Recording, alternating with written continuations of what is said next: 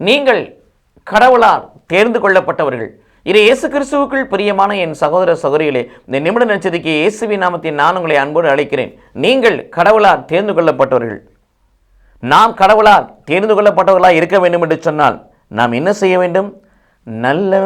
நல்லெண்ணம் உடையவர்களாக, மனத்தாழ்மை உடையவர்களாக, கனிவு உடையவர்களாக, பொறுமை உடையவர்களாக இருக்க வேண்டும். இத்தகைய பண்புகளால் நாம் நம்மை அலங்கரித்து கொள்ள வேண்டும், அணி செய்ய வேண்டும்.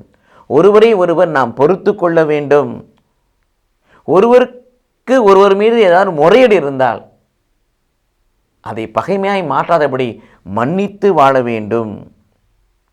நன்றி உள்ளவர்களாய் இருக்க வேண்டும்.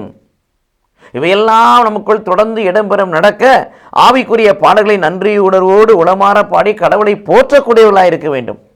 இப்படிப்பட்டவர்களாய் நாம் இருப்போம் என்று சொன்னால் நாம் பாடுகிற பாடல்கள், ஜெபிக்கின்ற ஜெபங்கள், வாசிக்கிற வார்த்தைகள், கடைப்பிடிக்கிற வார்த்தைகள் உங்களை இத்தகைய பண்புக்குள் அழைத்து செல்லும். நாமும் கடவுளுடைய பார்வைக்கு முன்பதாக எப்படிப்பட்டவராக இருப்போம்? தேர்ந்து கொள்ளப்பட்டவர்களாக இருப்போம். அழைக்கப்பட்ட நாம் தேர்ந்து கொள்ளப்பட்டவர்களாக இருப்போம்.